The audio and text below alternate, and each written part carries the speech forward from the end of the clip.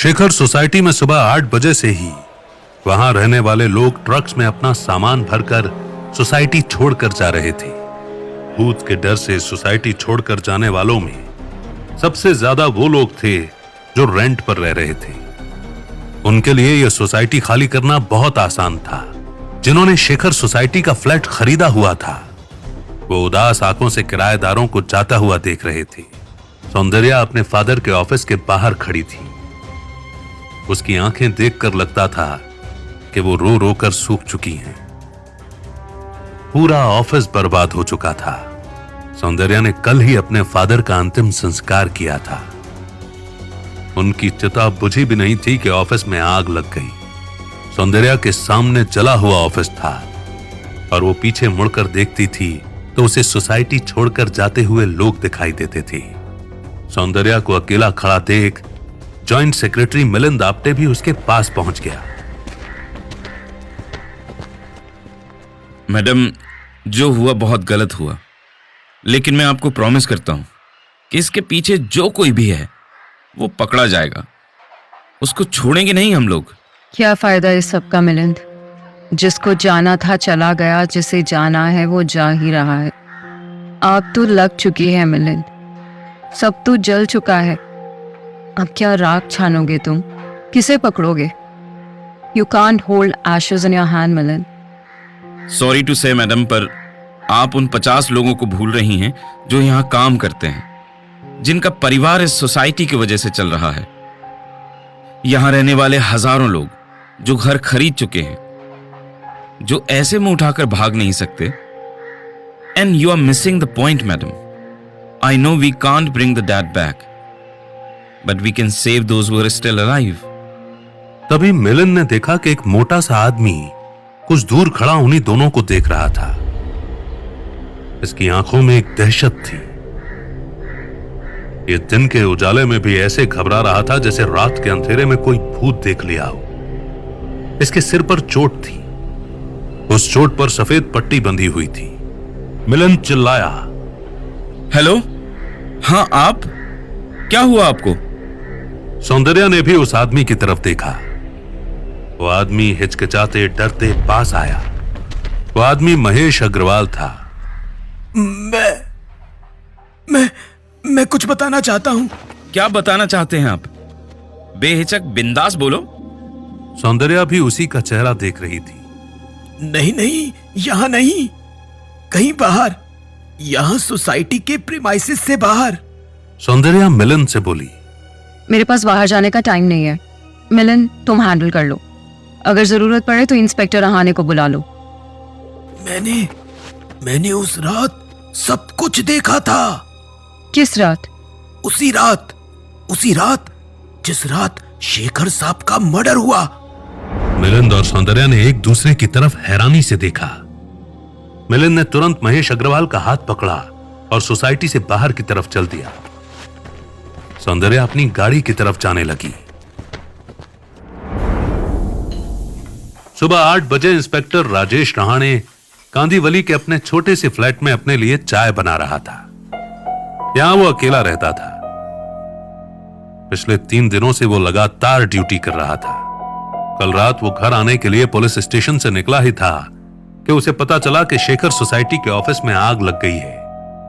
उस आग को बुझाने के बाद सबके फॉर्मल स्टेटमेंट लेकर वापस घर पहुंचने में उसे सुबह के 4 बज गए थे।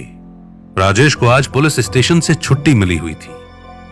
उसने सोचा था कि वो आराम से दिन में सोएगा, लेकिन बहुत थका होने के बावजूद उसकी आंखों में नींद नहीं थी। इसलिए वो तांत्रिक बाबा की हिस्ट्री फाइल पढ़ने लगा था। शेखर सोसाइटी केस से उसको इसलिए भी ज्यादा लगाव था क्योंकि वो खुद उस सोसाइटी में एक फ्लैट लेना चाहता था, पर अपनी छोटी सी सैलरी में इतना महंगा फ्लैट लेना उसके लिए ऑलमोस्ट इम्पॉसिबल था। पर रिसेंट क्राइम्स को देखते हुए लग रहा था कि शेखर सोसाइटी के फ्लैट्स के रेट्स में कम से कम 50% का डाउनफॉल तो हुआ ही होगा। इंस्पेक्टर रहाणे ने चाय का पहला सिप लिया ही था कि उसका फोन बजा। मोबाइल स्क्रीन पर सौंदर्या का नाम फ्लैश हो रहा था। रहाणे के चेहरे पर एक स्माइल आई। इंस्पेक्टर, आप जल्दी से बांद्रा फोर्ट पहुंचो, इट्स अर्जेंट। पर मैडम, हुआ क्या? किसी ने लफड़ा किया क्या? Inspector please don't waste time on questions, just come. हम भी बस पहुंचने ही वाले हैं। हम? कौन हम? और क्वेश्चन कैसे नहीं पूछो मैडम, ऐसे इमीडिएटली, वो भी बिना केस बताए तो कभी कमिश्नर साहब भी नहीं बुलाते। ऊपर से मैडम, मैं कांदीवली हूं, इधर से बांद्रा फोर्ट पहुंचने में थोड़ा टाइम लगेगा ना। आप कम से कम ये तो बताओ कौन कौन है आपके साथ? मेरे साथ मिलन आप्टे हैं जिनसे आप मिल चुके हैं, और मेरे साथ एक आई विटनेस है जिसने पापा का मर्डर होते हुए देखा है। अब आप डिसाइड कर लो आपको आने में कितना टाइम लगेगा। राजेश ने तुरंत फोन साइड पर रखा और 5 मिनट से भी कम टाइम में वो अपनी यूनिफॉर्म पहन चुका था। गन होल्स्टर में गन लगा चुका था। वो तुरंत घर से बाहर निकला। पीछे उसकी गर्मा गर्म चाय ग्लास में ही पड़ी रह गई। सौंदर्या ने जब गाड़ी बांद्रा के फेमस हाउस ऑफ नोमैड के सामने रोकी तब 9 बज रहे थे। House of nomad hotel Taj lands and का ही एक गेस्ट्रो बार था। बार का असिस्टेंट मैनेजर थॉमस सौंदर्या को अच्छे से पहचानता था। पूरी मुंबई में शेखर सोसाइटी के चेयरमैन कम फाउंडर शेखर मुंडे की मौत की खबर फैली हुई थी। ऐसे में सौंदर्या को डेथ के तीसरे ही दिन बार में 2 आदमियों के साथ आता देख थॉमस थोड़ा कंफ्यूज हुआ। स्टीवर्ड सौंदर्या को एक रिजर्व टेबल पर छोड़ गया।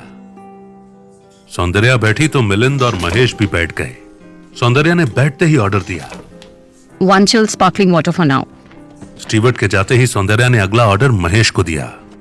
मिस्टर महेश, बिना एक भी मिनट वेस्ट किए tell me what you saw that night.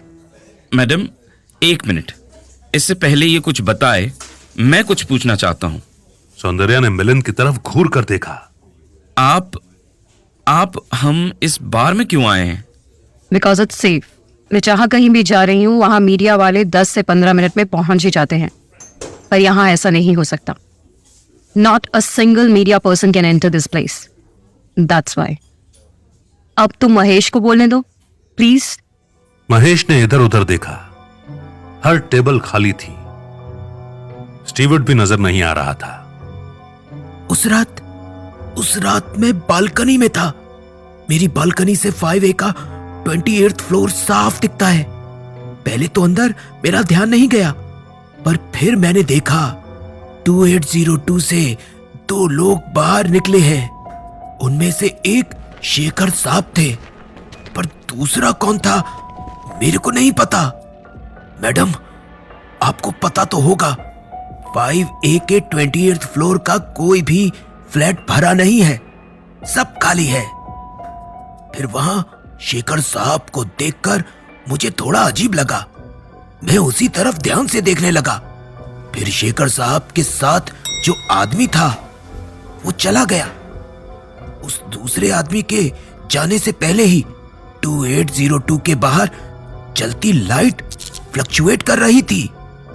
फिर ऐसा लगा जैसे शेखर साहब किसी से फोन पर बात कर रहे हैं। फिर अचानक पूरे फ्लोर पर अंधेरा हो गया। मैं कुछ देर तक उधर ही देखता रहा। फिर लाइट आई तो शेखर साहब बहुत परेशान से लगे। हालांकि वो जिस तरह लिफ्ट लॉबी में जल्दी जल्दी टहल रहे थे, उसे देखकर मुझे यही लगा कि वो बहुत परेशान है। फिर अचानक काले कपड़ों में एक साया स्टेयर्स के रास्ते 28th फ्लोर पर आया। बिल्डिंग की स्टेयर्स बाहर से भी देखी जा सकती है, पर मुझे वो साया अचानक स्टेयर्स पर आता दिखा। फिर जब शेखर साहब लिफ्ट का इंतजार कर रहे थे, तब वो काला साया फ्लैट नंबर 2802 में घुस गया। फिर अचानक लाइट्स जलने और बुझने लगी। पूरा फ्लोर पर ऐसा डरावना माहौल बन गया कि मेरी सांस रुकने लगी। तभी 2802 से एक अजीब सा क्रिएचर निकला।